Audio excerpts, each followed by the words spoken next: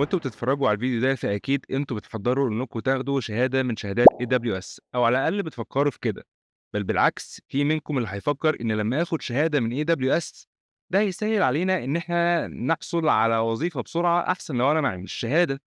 الفكرة إن عشان يبقى معاكم شهادة من AWS مش حاجة سهلة، لإن في مستويات كتير جدًا في الشهادات اللي بتقدّمها أمازون، فمعظمكم هيبتدي يقول طيب أبتدي بأنهي شهادة وأنهي شهادة اللي أحسن ليّا. لأن بكم الشهادات اللي بتقدمها أمازون ممكن أي حد يتوه وما يعرفش يبتدي منين. فهشارك معاكم خريطة الطريق الكاملة لشهادات AWS عشان تقدر تساعدكم في تحديد أهدافكم اللي أنتوا عاوزين توصلوا لها في رحلة الشهادات الخاصة ب AWS. فهواكم الحلوة وتعالوا.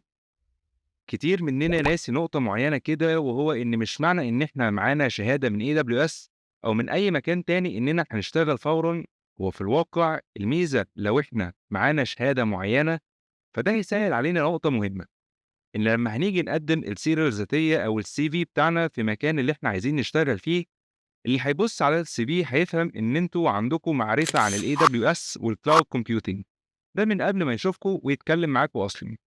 لكن ده ما يضمنش إنكم لو معاكم شهادة معينة فإنكم هتشتغلوا على طول، وده بالأخص لو أنتوا لسه بتبتدوا في رحلتكم المهنية ولسه متخرجين. فزي ما قلنا في الفيديو ده إن الوظائف المتعلقة بالكلاود بتزيد سنويا بنسبة 30%، وده معناها إن الطلب على الناس اللي عندها خبرة والمعرفة عن الكلاود مطلوب وبيزيد بشكل مستمر.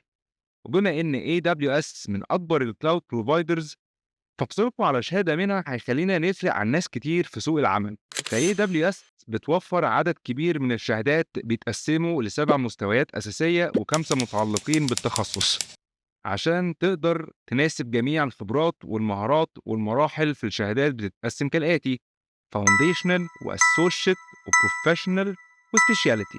فعندنا في الFoundational الCloud Practitioner، والAssociate عندنا الSolution Architect والDeveloper والSystem Admin والData Engineer. وبعد كده يجي عندنا الشهادات الProfessional زي الSolution Architect والDevOps Engineer. وأخيرًا عندنا شهادات الspecialties زي الadvanced networks والdata analytics والmachine learning والdatabase والsecurity والSAP on AWS. فتعالوا نبتدي بأول مستوى اللي هو الfoundational، اللي هي الcloud practitioner foundational level. فلو حضراتكم لسه بتبتدوا في مجال الcloud وعايزين تعرفوا الدنيا من على الوش زي ما بنقول، ونفهم يعني إيه cloud وبتشتغل إزاي، وإيه هي الcore services بتاعة الcloud، فأرجح لكم تبتدوا بالشهادة دي، وهي شهادة سهلة للمبتدئين. على الرغم من كده إن الشهادة دي مش هتختبر أي حاجة ليها علاقة بمهاراتكم التقنية، هي زي بس ما قلنا بتوضح المفاهيم البسيطة الخاصة بالكلاود. فهي مفيدة للأشخاص اللي ما عندهمش أي خبرة أو معرفة عن الكلاود خالص، أو أي حد بينقل من أي مجال تاني. فالامتحان الخاص بالشهادة دي بيتكلف في حوالي $100، ومدته بتبقى حوالي 90 دقيقة، وهو عبارة عن 65 سؤال multiple choice، ومتاح بأكتر من كذا لغة. فلو حضراتكم عندكم معرفة عن الكلاود وعندكم خبرة في مجال الاي تي إلى حد ما، فبلاش تضيعوا فلوسكم ووقتكم في الشهادة دي، ونخش على طول في شهادات المستوى الأسوشيت. فشهادات الأسوشيت هي بتخوض أكتر في المعلومات التقنية أو التكنيكال نوليدج لل AWS، وبيتقسم المستوى ده لأربع شهادات، وهم كالآتي: السولوشن اركتكت والديفلوبر والسيس اوبس ادمن والداتا انجينير. طيب معلش، هو انا اخد انهي شهاده في دول؟ وهنا فعلا الموضوع يلخبط في اختيار الشهاده المناسبه لينا. فانا ارجح انكم دايما تبتدوا بالسولوشن اركتكت. فلما بنبتدي نمشي ونذاكر للشهاده دي، ده هيخليكم ملمين بايه هي الخدمات اللي بتقدمها AWS ووظيفتها ايه، وازاي تقدر توصل او تعملوا انتجريشن ما بين الخدمات دي وبعضها. وبرضه تديكم معرفة وخبرة ازاي تقدروا تديروا وتطبقوا الورك لودز على AWS، وازاي تقدروا تطبقوا السكيورتي كنترولز. وسعر الشهادة دي بيبقى حوالي $150، ومدة الامتحان بتبقى حوالي 130 دقيقة.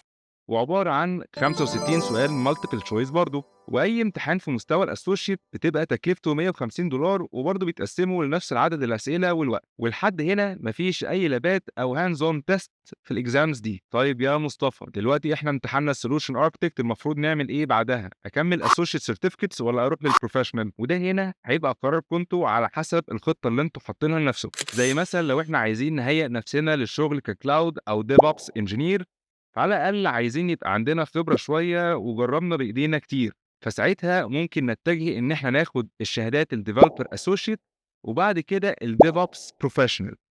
أمّا لو إحنا بنركّز إن إحنا عايزين نبقى architect، فساعتها هنروح للsolution architect professional. طيب وشهادة الdeveloper associate دي هنستفيد منها إيه؟ يعني أنا حاسس إنها أكتر للdevelopers، فأنا هاخدها ليه أصلًا؟ فمش من اسمها إنها للمبرمجين، هي مهمة للأشخاص اللي عايزين يبقوا أكتر cloud وDevOps engineer. لأنها بتدّيكم خلفية لو أنتم بتشتغلوا مع مبرمجين ومطورين، فبتمكّنكم إزاي تتعاملوا مع الteams دي، وإزاي تقدروا تشتغلوا مع بعض.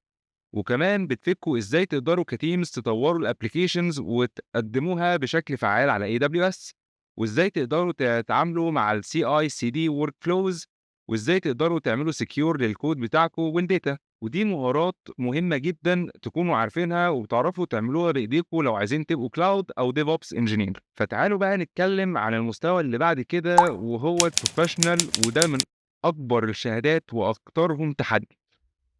لأن عشان تبتدوا تاخدوا شهادات الprofessional هتتطلب منكم تحضير قوي جدًا ووقت، وتبقوا بنيتوا خبرة ومعرفة كافية في التعامل مع الAWS، وإنكم عملتوا أكتر من كذا مشروع على AWS. ومستوى الprofessional فيه شهادتين، وهُم الsolution architect والDevOps engineer. وكل شهادة من دول سعر الامتحان حوالي $300، ومدة الامتحان حوالي 180 دقيقة. وشهادات الsolution architect هتتطلب منكم إنكم يكون عند حضراتكم خبرة ومهارات قوية جدًا على AWS في تقديم حلول معقدة للمنظمات.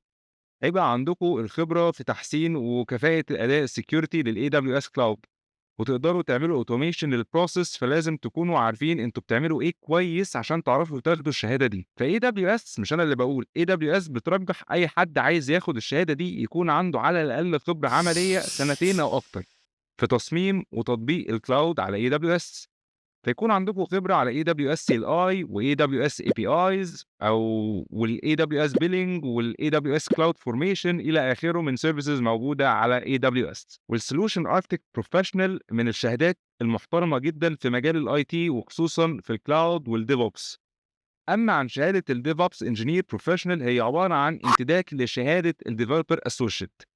وهنا هيكون مطالب منكم تكونوا عندكم خبرة في الcoding، يعني يكون على الأقل عندكم خبرة في لغة من لغات البرمجة، ويكون عندكم خبرة في الinfrastructure as a code، ويكون عندكم خبرة في إدارة أنظمة التشغيل، وتكونوا فاهمين كويس جدًا الmodern development process، ويكون عندكم خبرة قوية في تطبيق وإنشاء الCI/CD pipelines على AWS.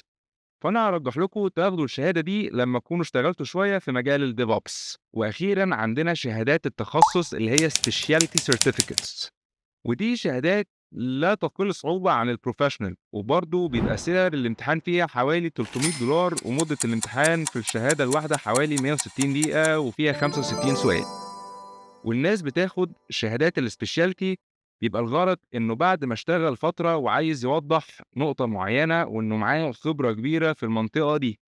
وما حدش بيخش الspecialty أوي علشان يجرّب حظه. وهنا إحنا عندنا 6 شهادات اللي هم الadvanced networking والdata analytics والmachine learning والdatabase security والSAP on AWS. فلازم تفكّروا في طريقكم المهني وتخططوا ليه علشان تبقوا عارفين أنتم عايزين توصلوا لأنهي شهادة من دول. من أهم الشهادات في الspecialty هي الsecurity، ودي اللي معظم الناس بتمتحنها لأهمية الsecurity في الcloud والDevOps عمومًا. فنصيحتي ليكم بلاش يبقى همكم الأول والأخير إن إحنا نحصل على شهادات كتير ونركّز على إننا نمتحن وناخد شهادات وخلاص. خلّي تركيزكم أكتر على إنكم يعني تتعلموا وتكتسبوا مهارات وخبرات، وإن تكون الشهادات دي متممة للي اتعلمتوه. زي ما قُلنا الشهادات مش مقياس أو ضامن إنكم تحصلوا على وظيفة، بس هي بتسهّل على الشخص اللي هيشوف السيرة الذاتية بتاعتكم إنه يعرف إنكم عندكم معرفة في نقطة معينة، وأنتم وشطارتكم بعد كده. سلام.